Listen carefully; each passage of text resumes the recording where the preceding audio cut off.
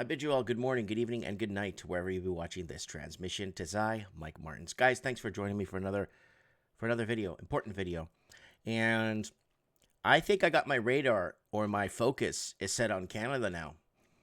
Now, somebody asked me, quite a few people asked me in the comments in several videos lately that I've been focused on Australia for the first domino to fall in the Commonwealth when it comes to once the Commonwealth starts to fall apart.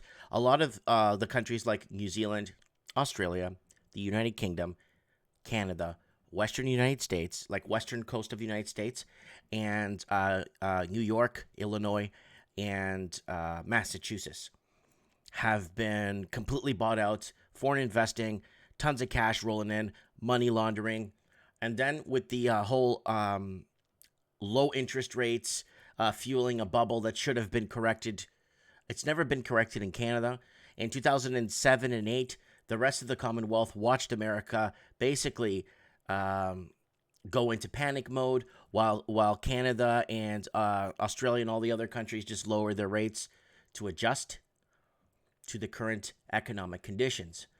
But we never saw a real crash or a real correction here in Canada or Australia, or there was a slight correction, but it wasn't like the correction we should have seen. But what's happening now? Well, now that COVID came in, that's a great blanket to cover this mess up with.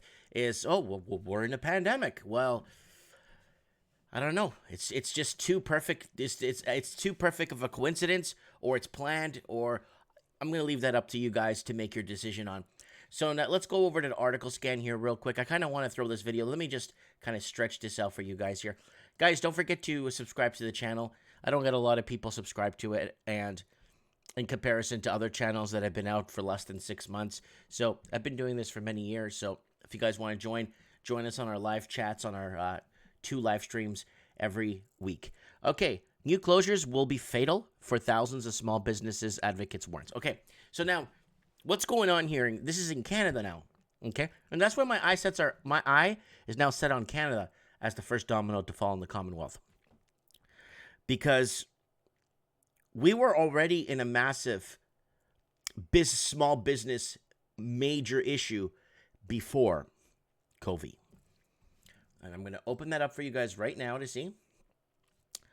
So you guys could see it with your own eyes. Let me go in the back end and just grab this for you guys so you guys could see.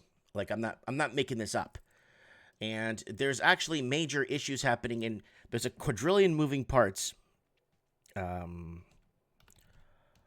see if it comes up like this on the channel. One second, guys. So here it is. Property tax to rise in Toronto. Cheapest property taxes in Canada. Property tax shutdown. Watch this. And like you guys have no idea what some of these places are paying in property tax. Let me go into the right here. Look, a little paint factory. This factory isn't that big. I've been to this factory.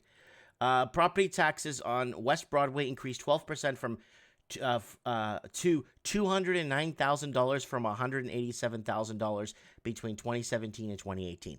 So, oops, let me just back that out there for you guys to see that. There it is right there. So there it is in the description. Who, in a little company, a little factory, the little Dulux paint little mix factory, it's not even big. I mean, you could walk around it in 3 minutes. It's so small. They're paying $225,000 in property tax. This doesn't make any sense to have a business, sustain a business, or stay in business. And if you go back to the channel, there's a lot of, look, City of Vancouver raised property tax by 4.5%. People paying so much. There's all property tax. Look, property tax. Property tax is enormous, and it's becoming a big. Let me see if this is the restaurant one. Hold on. Let me see if this is the restaurant one. That big restaurant one that we covered, where the guy was paying $407,000 a year in property tax for a little restaurant. Because people, like, I mean, you tell this to people, I mean, you got to show them this. Okay? They're not going to believe you. They're going to tell you you're like, come on, for a restaurant, what are you talking about? You know what I'm saying? So All right, we'll look for that one later. No big deal. Okay, so here it is. So this, what I'm trying to say to you guys is this has been happening before COVID, before all the shutdowns. Businesses were already going out. The cost of operating was too high. This way, the government doesn't get blamed for it, saying, "Oh, well, it was a pandemic. It's not my fault," and the government obviously doesn't take blame for it, right? So that's kind of good in a way where they keep their hands clean, but. This was all happening before. Now pay attention. Watch this. Toronto, small businesses that survived the pandemic so far are now at risk of permanently closing. If governments do more to help them stay afloat in the second wave, so they're already predicting a second wave. Nothing's happened in China in the last 5 months. I don't even know if they've had a second wave. So this, you start to question things, right? And we're not going to question too much because they're going to shut us down, right? So, with big corporations such as Costco and Walmart set to benefit from most shutdowns, according to the leading business advocate, Toronto has banned indoor dining, so you can't dine indoors in Toronto, okay? And set a 10 p.m. curfew for all establishments and gyms. That means gym. I call it gyms. Are restricted to maximum capacity of 10 people. In Manitoba, province-wide, Code Red restrictions taking effect Thursday. So this is coming up this Thursday, like this week. Okay. Will force the closures of gyms, hair salons, casinos, and all businesses that are deemed critical service. Grocery stores and pharmacies can remain open at 25% capacity. From Peter Catarino, a restaurant owner in Toronto, the situation is frustrating. There's no clarity. They don't really have a plan, and they can't give us a set date when we can open, he told CTV News. Ryan Diaz owns an 11,000 square foot martial arts studio in Vancouver with a group of fitness activities shut down. He's now considering selling his house to cover the facility's $28,000 a month monthly rent. Okay, so here you go, guys. People think it's normal to pay $28,000 a month for monthly rent. I don't know how people would imagine that's a normal thing to do for a martial arts studio. We're going to have to do whatever it takes, he said.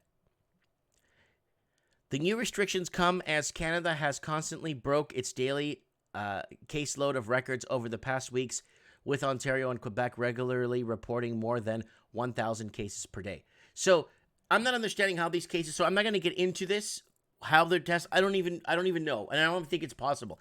But let's continue. Businesses are already struggling to make ends meet. Now, here's the problem here. And we talked about this a quadrillion times because it's very, very important. How is the private sector that supports the public sector, who's going to pay for the teachers? Who's going to pay for the firefighters? Who's going to pay for all the doctors? Who's going to pay for the public sector? The private sector goes, it's over. We enter a state of complete socialism, right? 70% of businesses in Toronto say they don't have the finances to 70. I thought it was 7. 70% of businesses in Toronto say they don't have the finances to make it through another lockdown, according to the recent survey from the Canadian Federation of Independent Businesses.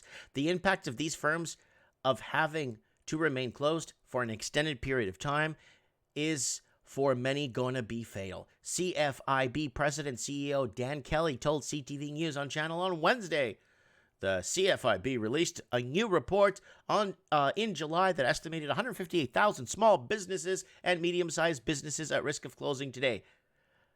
That number is much higher, Kelly said. So there it is, 158 large, and much higher. You're looking at about 180, maybe 225. And that's probably what's in existence out there. That number could skyrocket now to that's not just Toronto, but cities across Canada. The whole province of Manitoba is under lockdown orders again. He said new restrictions coincide with the holiday shopping season. In places like Manitoba, where non-essential retail businesses are limited to online shopping, curbside pickup, and delivery. Shoppers looking for gift ideas may instead turn to big box stores that are allowed to stay open because they have they have grocery aisles. Wow. So the big box stores that don't pay or get away with not paying a lot of tax and underpay their employees so that the employees make just enough that they can go on an extra benefit or an extra welfare to help support them because they don't make enough working for these big box stores. Yeah. So this means we're going to be once again shifting traffic in Manitoba away from small independent business to big box stores like Costco, Walmart that can sell basically anything, anytime. Oof. Retail analysis already expect a surge in online shopping this holiday season following a steady rise throughout 2020. A recent survey by the Retail Council of Canada found that even if Canadians are turning to online shopping this holiday season, 90% said it was important to them to shop from the Canadian retailer. The survey also found that Canadians are budgeting less for the holidays, about 693 this year compared to 792 last year. So that's quite a bit of a cut. And then when you take that per person and you take that across the country, that's quite a bit of cake they're missing out on, right? The Liberal leading government, our great leader, government tabled a bill earlier this month that it would include a new commercial rent relief program to provide aid directly to businesses. The bill would also extend the federal wage subsidy and stop previously planned slide into the value of payments. So I don't even know. Like, I have a small business. I mean, nothing's happening and nothing's been happening. So I'm gonna want you guys to look at this on your own and kind of analyze it in the comments below. The bill passed the House of Commons last week is now before the Senate, but struggling businesses simply can't afford to wait any longer for relief, Kelly said. What's most disappointing from the messages from the Prime Minister is that these programs that he's talking about as alternatives to business remaining open are just not ready, he said. Since March, the federal government has spent billions in programs for businesses and workers, including Canada Emergency Wage Subsidy and the Canada Emergency Response Benefit. Ottawa has also provided $19 billion in safe restart funding for provinces. So they're basically taking money out of the air, and we're going to have to be paying back these deficits later, right? Earlier this week, our great leader Trudeau implored the provinces not to keep sectors of their economies open if they are putting Canadians at risk. So I own a toy store, a game store, for many years now, and I've never had a hitch before.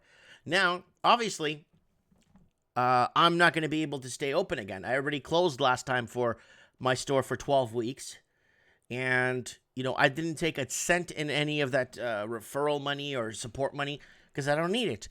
But still, there's a lot of businesses out there that are in a position where they just can't close like that for a couple of months through the winter because people are getting the flu. You know what I'm saying? Instead, the Prime Minister said that they would reach out for help if they find themselves in a position choosing between jobs and public safety. Job one right now is keeping people safe, said our great leader, Justin Trudeau. A survey of more than 4,200 businesses on the CFIB in October found that uncertainty around the second wave was a top concern of business owners, followed by economic repercussions and worries that consumer spending could drop. 14% of respondents said they were actively considering bankruptcy or shutting down, a number that's been steady since the summer. So no, it's not since the summer. It's been happening for a while now, and the cost of operating is too expensive. The cost of remittance is too expensive. So if you have employees, you got to pay a lot of remittance to the federal government. Not only that, you got to pay property tax. You got to pay this. You got to pay that. It's an unbalanced system here in Canada. Very unbalanced system that we have. And I'll be really frank with you guys. I don't see where things are going to be. I don't see anything getting any better soon. I don't know what they're waiting for. I don't know if they're waiting for a vax. I don't know what they're trying to maneuver around. I don't know, guys. If you know something, because now the middle class is totally going to get wiped.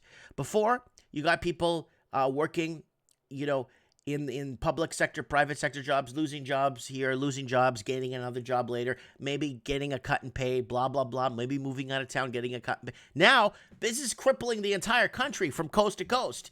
So this is almost like a blanketed situation where everybody is being affected.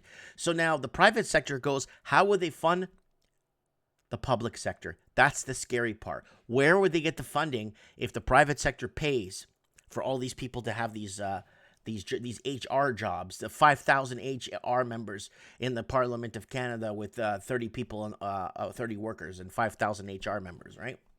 Let me know what you guys think in the comments below. I look forward to reading them. Thanks for watching. Canadian businesses, where are they headed?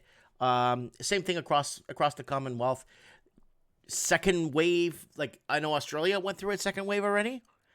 Or what's going on with that? I know China's clear. China's free and clear. China is great. I could jump on a plane and go to China right now. And if you want to see more of this kind of discussion, guys, go to the channel here and go right here to Trends in the Housing Market, guys. Not Trends in the Housing Market. Mike in the Night. Air quality there is in. We had in quite a few callers in last night. So if you want to go into this show from last night, please go ahead and check it out. It was really good. We had a lot of good callers in, and we're discussing what is happening and what we think is happening and where it's happening. Comment below. We'll talk later. Thanks for watching.